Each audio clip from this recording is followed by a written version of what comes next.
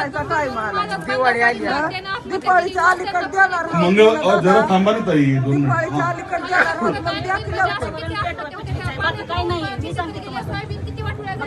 नाही, प्रचंड नुकसान झाले ताई. 8,000 रुपये सरकार मदत म्हणून सरकार नाही ताई, वाढवणार आहेत ते. तुम्ही 2 दिवस थांबा ना. माझं ऐकून हो घ्या. सांगा ना. आता तुम्ही जरी समजा राजकारणी असले तर मी पण एक शेतकऱ्याची हो सांगा ना. हा? तर ही सरकार 8,000 रुपये मदत द्यायला त्या सरकारला वाटेल का ही शेतकऱ्याची भिकाऱ्यात वाटेल का? नाही तसं नाही, तुमचा गैरसमज आहे. ही जी असते ती मदत असते आणि ती 8.5 नाही. एक मिनिट ऐकून घ्या, 1 मिनिट. याच्या व्यतिरिक्त पीक विम्याचे जे आहे आपल्याला हेक्टरी साधारण 30 ते 35,000 मिळणार आहे पीक विम्याचे. आणि 1 मिनिट. आणि महत्वाचं काय आहे की ताई, तुम्ही आता असं अवघडून थांबलाय. अहो मी मेले तरी काही हरकत नाही.